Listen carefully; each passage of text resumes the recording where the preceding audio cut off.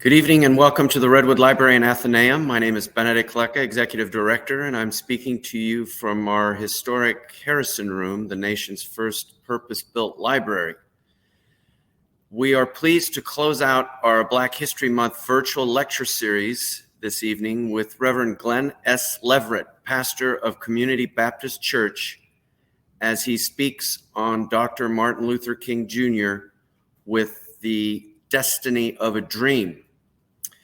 This is an event presented in collaboration with the Newport chapter of the NAACP. This event, you might recall, was scheduled earlier, but was postponed from its original date on MLK Day. And this evening will include a welcome by James Winters, President, Newport chapter, NAACP, and introductory remarks by Reverend Paul Hoffman, pastor, EFC Newport. So welcome everyone, and please join me in welcoming Mr. James Winters. Thank you all so much.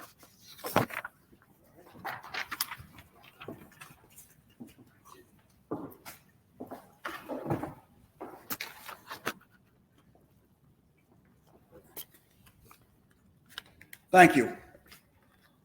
On behalf of the Newport County Branch NAACP, I want to thank you for joining us today as we celebrate the birthday of Dr. Martin Luther King Jr. Welcome. I'm honored to announce this year's recipient of the Ermino P. Lisbon Scholarship. The scholarship was established in 2001 in honor of Mr. Lisbon, who dedicated his life to civil rights and equal opportunity. He was a past president of the Newport County NAACP branch and NAACP New England Area Conference.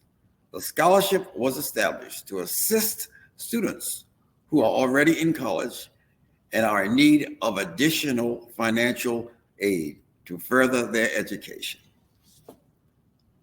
The student selected this year is Ahmad Clemens. Ahmad is a student at Bristol Community College and majoring in electrical engineering. We would like to congratulate him for his outstanding academic work and his commitment to his education. Thank you. And now I would like to introduce Reverend Dr. Paul Hoffman, pastor of EFC Newport. Reverend Dr.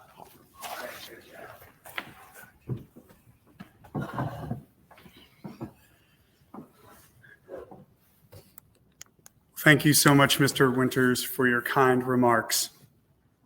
Greetings. I'm so glad that you're joining us this evening. The theme this year is the destiny of a dream. This is a special year for multiple reasons.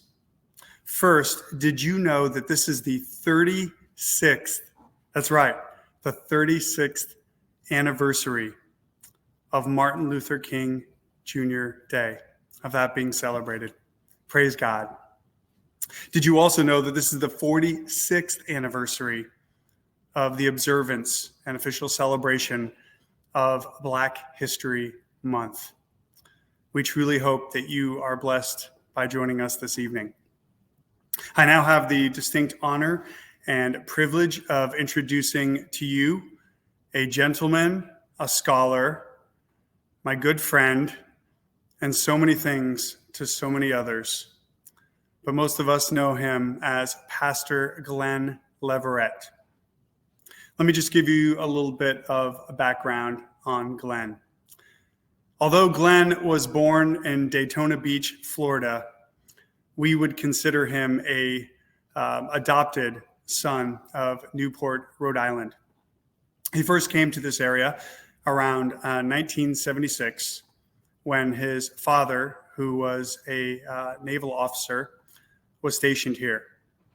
Glen quickly got involved at Community Baptist Church, and in particular excelled as he participated with the youth ministries and the music ministry. He would continue to come and go from Newport and, of course, Community Baptist Church over the years. One particular highlight was that Glen got married to his wonderful wife, Marion, at Community Baptist Church in 1992. He went on and served 2 stints as the interim pastor at Congdon Street Baptist Church in Providence, Rhode Island. And then just in September of 2021, he retired after 35 years of distinguished service with the U.S. Navy. And he received the wonderful gift of being called to serve as the pastor of the historic Community Baptist Church. Pastor Leverette has an earned Bachelor of Arts degree in political science from the U.S. Naval Academy with merit. He has earned 2 master's degrees from Jacksonville State University in Florida, as well as a master's degree in national security studies from the U.S. Naval War College. And one of my favorite facts about Pastor Glen is that he also took a master's courses and is very close. I believe one day he'll finish to completing his Master of Arts from my alma mater, Gordon Conwell Theological Seminary. There is so many more things I could say about Glen, but I want to invite Glen now forward.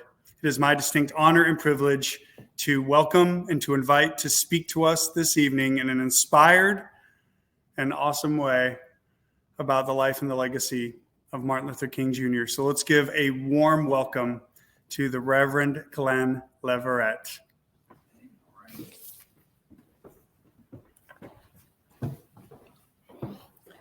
Hey, so good evening, everyone. I want to thank Reverend Dr. Hoffman for that wonderful introduction.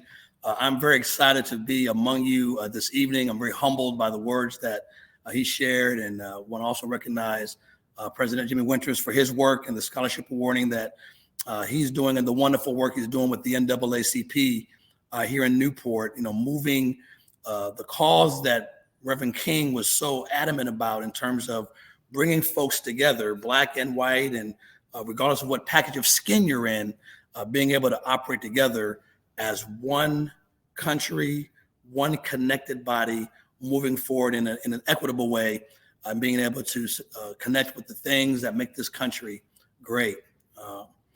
So I've been asked to talk about Dr. King's legacy, and we're wrapping up Black History Month.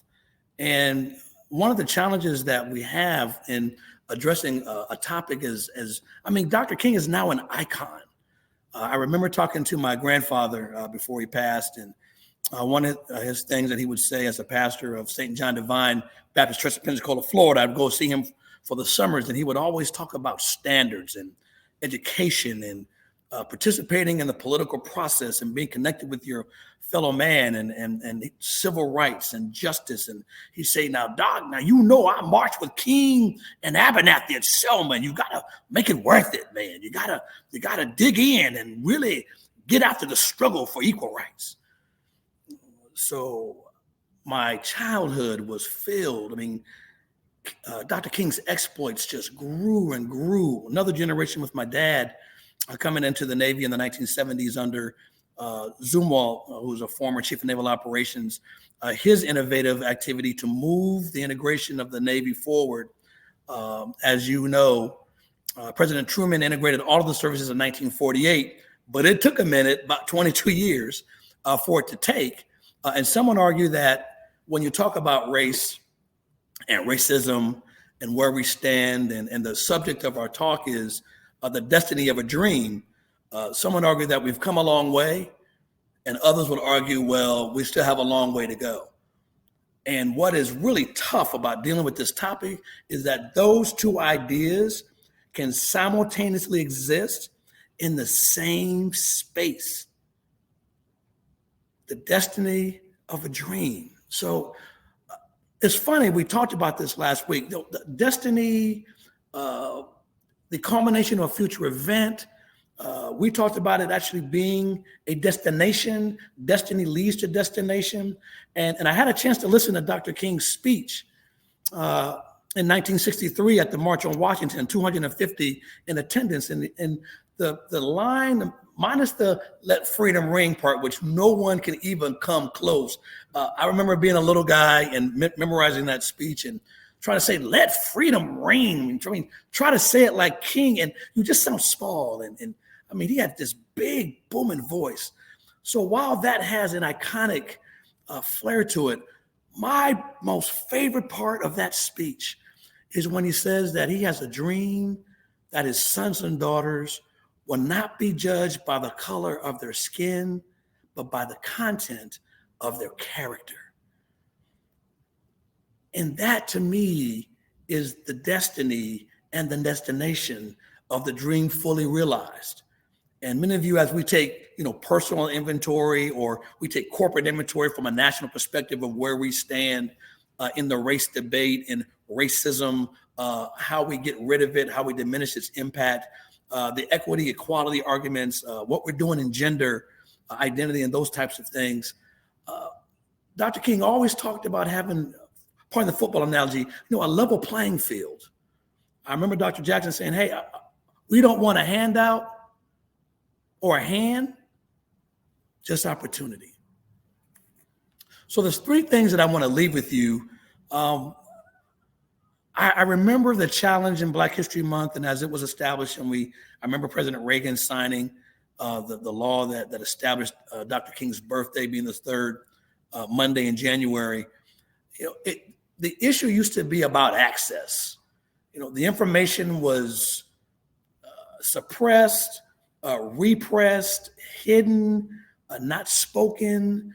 And so when it came time to educate the next generation on this wonderful dream that Dr. King had of all races living together in harmony as Americans, being Americans first, and whatever you were kind of coming second, it was just hard to figure out what Black Americans contributed to society. You hear things like, well, a Black guy invented the red light, and a Black guy did the first open heart surgery, and you would do the first Black this and the first Black that. And now on your phone, you literally have the Library of Congress at your fingertips. So I would argue in 2022, it's not an issue of access. It may be an issue of interest. And what I mean by that is we've got so much coming at us now from an information perspective. Gen Z, I love you guys. You guys are wonderful. My millennial crew, being able to process information in the chunks that you can, in the compressed spaces that you can. Where do we fit in the Black experience? Where do we fit in our history? And from a generational perspective, how do we hand and pass the torch to the next generation? I'm a Generation X guy. We drove the baby boomer, World War II superhero, kept the world safe type folks, of which my mom and dad kind of came from, and my grandparents came from. We Xers drove them absolutely nuts in our earlier time. We were anti-business. We were anti-establishment. We were anti-everything. We wanted our own way, hence X. But somehow they were able to translate Dr. King's dream. We were able to desegregate water fountains. We were able to attend the same schools thanks to the 1954 Brown v. Board of Education decision, marching on Selman. Something that really amazed me about Dr. King in that 1963 speech at DC, 250,000 folks in attendance from 63 to when we lost him in 63. So 5-6 to 6-3. He traveled over 6 million miles. He gave over 2,500 speeches in a way that only he can, culminating in being Time Man of the Year in 63. And then, of course, Voting Rights Act in 64, Civil Rights Act in 65. If I got those backward, somebody's fact checking right now, correct me, okay? I'm going from memory, so work with it, brother. And then we lost him in 68. But he did more in that 10 years than some folk would do in 10 lifetimes. And so we have challenged ourselves ever since we established the holiday, and we established, first was Black History Week and then Black History Month. How do we pass the torch of arriving at the destination that Martin preached about in our everyday lives? I would argue that there's two struggles. One is corporate, big at the county and state and national level.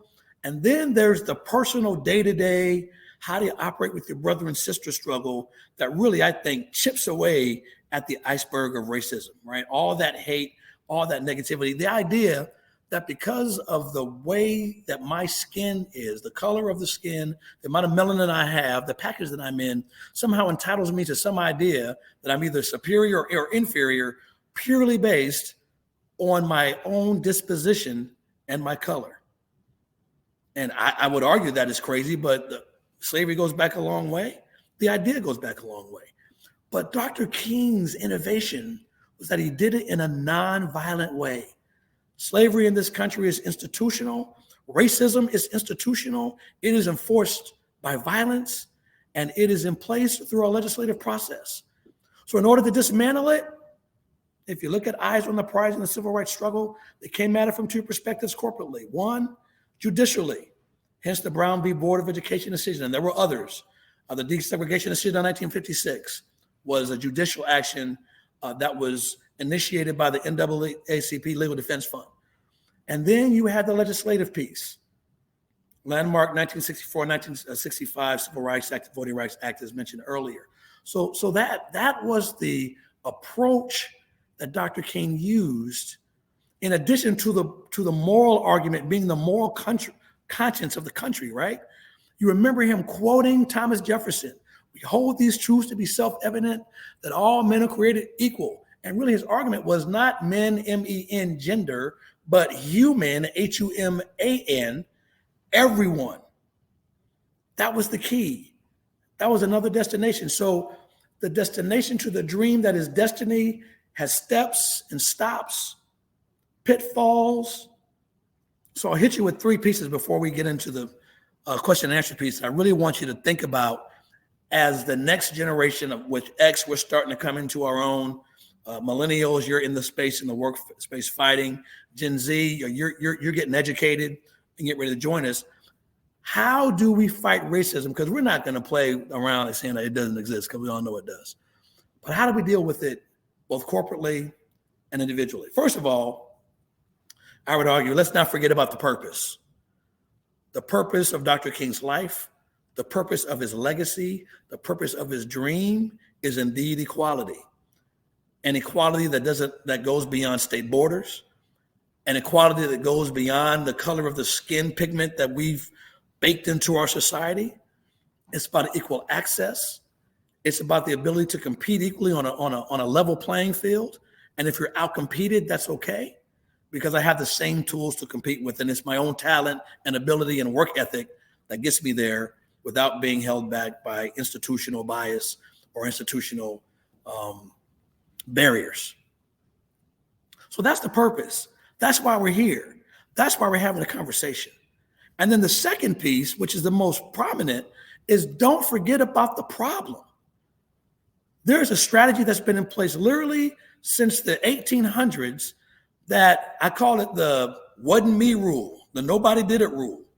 So we would argue that racism doesn't exist. That's a strategy of denial. If we say it doesn't exist, then it doesn't. If it doesn't, we don't have to deal with it. So fight that space. And we fight that with facts, with events, the personal testimony of our own personal story, and those who we love and we're connected with. So don't let denialism deter us from our destiny. Boy, that was, I should say that again, right? Don't let denialism deter us from our destiny. And then the second one is distraction, right? In our culture, we call it the okie doke, the bait and switch. So when we have racially imbalanced things happen at the corporate level, when someone put their knee on George Floyd's neck and in 9 minutes of agonizing pain, watched him die on national TV, someone said, this was a law and order issue. What? What are you talking about? It was a crime. It was criminal. Thank God justice was served and he was convicted of it. That's not a law and order issue. It's a justice issue, a justice inequality issue. It doesn't matter who was under that man's neck. Shouldn't have been there in the first place. Watch out for distractions in the racial game because it takes you off of the issue and causes us to focus on something else. Very effective strategy. So 1, watch out for denial. 2, watch out for distractions. 3, watch out for deterrence. Because if the first 2 don't work, then we're just going to straight up deter you. And in Gen Z language, we call those microaggressions. Sometimes it can be a look. It can be someone clutching their purse as they see a black man or woman crossing the street.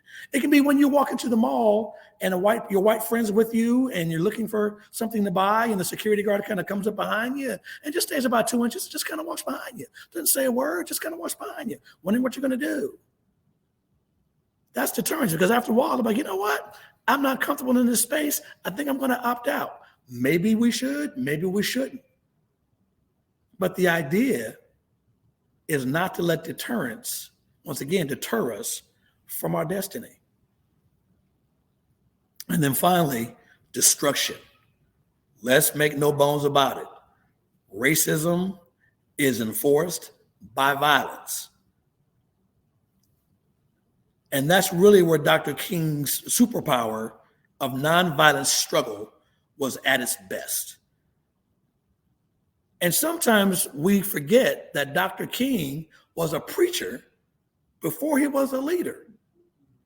So if Dr. King were preaching today, I think he would say, let's not recompense evil with evil, but recompense evil with good. Love those who despitefully use you. So I gave you some ideas on strategies to get at it corporately.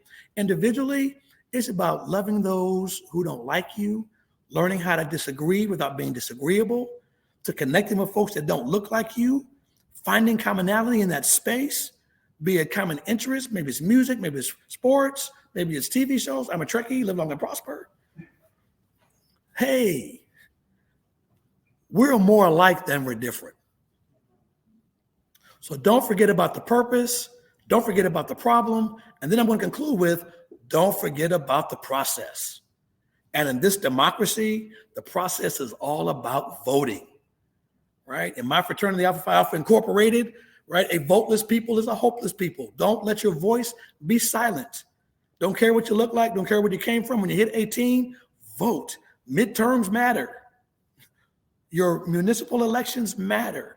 Let your voice be heard. Be informed about the issues. Find the politicians that connect with what you agree to and vote for them.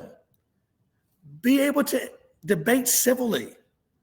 I think we have demonized one another in our Republican, Democrat, Independent. We've gotten into those guys, right? The nature of disruption and distraction in the racial space is to dehumanize and depersonalize the people that we're dealing with. You know, Paul Hoffman, that white guy. No, he's Paul Hoffman, my friend. All right? And maybe if we frame our language differently, maybe if we look at the problem differently, and we understand the strategies that those who would deny us justice, those who would deny us destiny, and it's a us thing, right? A us and a we, not a them and a they. Or I see, if we was in church, I'd say, I wish somebody was paying attention. But I'm sure you are. That's why I moved back. My head's really big. So don't forget about the process. Vote. Vote. Register. Support those who don't have access. Make sure that the things that matter to you and I are reflected at the ballot box. And if you can't do that, this is where I'm going to conclude. Let's get back to Dr. King's dream of black men and white men, black women, white women, whatever you identify yourself as, holding hands together and connecting as people. Wouldn't it be nice to say that, hey, I have white friends? Okay, good for you. Hey, I have female friends. Golf clap for you, yay team.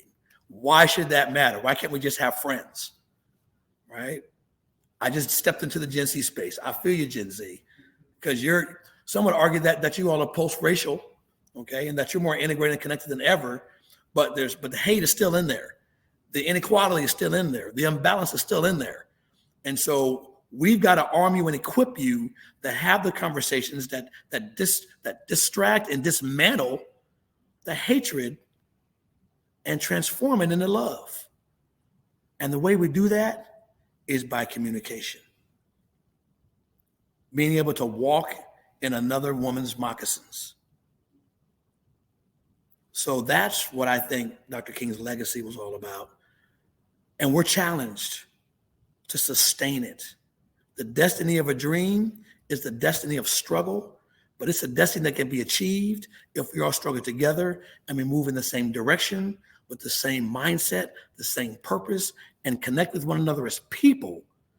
Let me look at you as a person before I look at you as a package. If we do that, I think we can honor Dr. King the way he would want it to. And I think if he came back, he'd be pretty proud. He said we got some work to do, but I think he would be pretty proud. So with that, I think that's the balance of my time. I want to leave plenty of time for the Q&A part, which I think is going to really be vibrant. Thanks to all of you for paying attention and giving us a moment of your time. And with that, we will open the floor to the Q&A piece and get your thoughts. Thank you very much. And now we wait.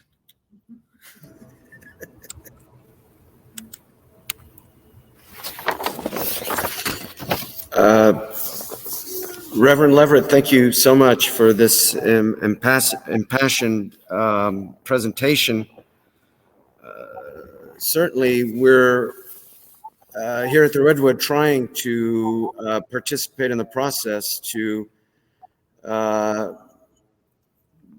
bring us all together, as you mentioned, which is so important.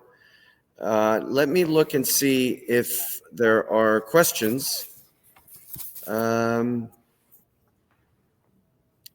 You summed it up so well that I'm not sure that, it can be surpassed. You'll have to excuse me. I'm sitting down and Too kind. Well, I guess the mechanics of bringing, one of our big challenges is to bring young people into the library, and the interest that you mentioned, which can, in this age of entertainment, and we have the misfortune of being a beach town, so when it's sunny and beachy, the library is less interesting. My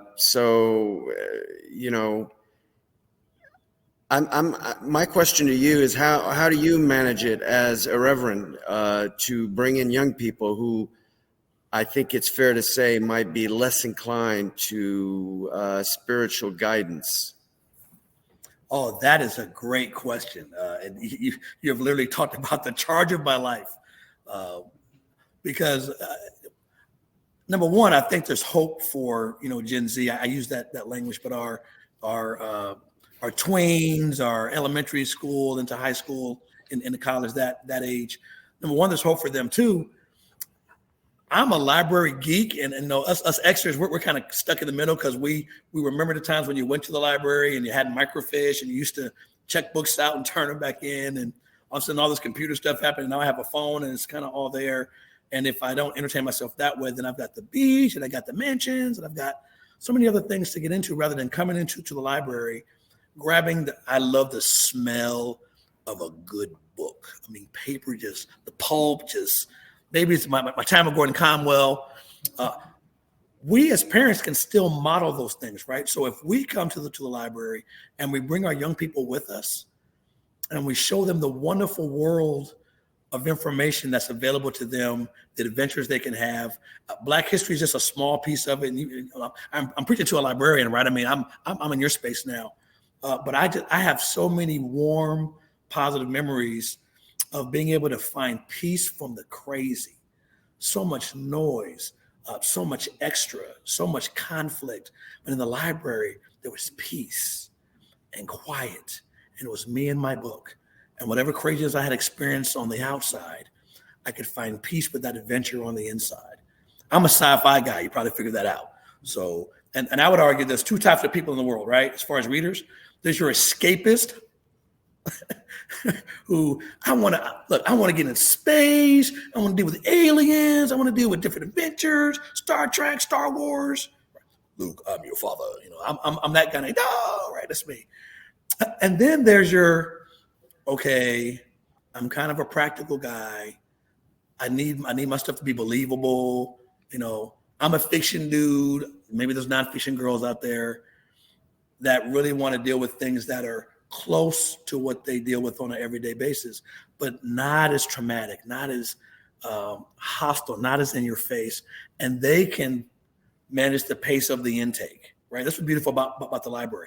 I can move the information at the speed that I want, where in social media, I can't, because it's coming at me at the speed that people are posting things, and the speed of posting, the speed of ingesting. That's why they process information in 45 seconds. And if you don't connect in 45 seconds, you just got swiped.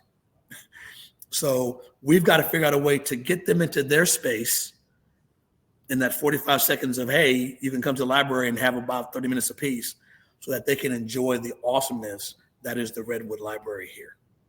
I hope that helped. Yes, it does. Thank you so much. There's a question that I'm seeing here. Okay.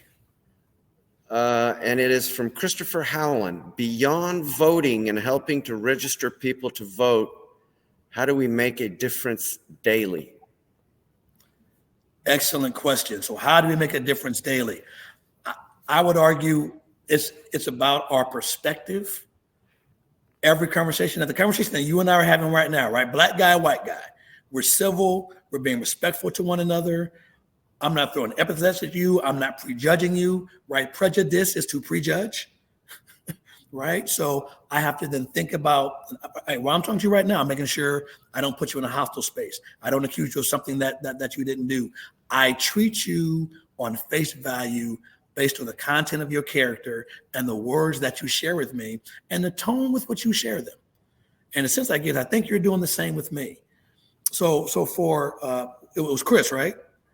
Christopher Howland, yes. All right, Christopher, hey, look at that. I went Chris. I'm sorry about that. So Christopher, my challenge to you and answer to you would be, every conversation you have, regardless of who or what they identify themselves with, we can practice Dr. King's dream every day, right? That dignity and respect argument. You'd be amazed at how far that goes. And look, now I'm going to go with Mima. Mima said, please and thank you are the magic words. You'd be amazed how few of us do that in civil conversation. So I would recommend moving that forward.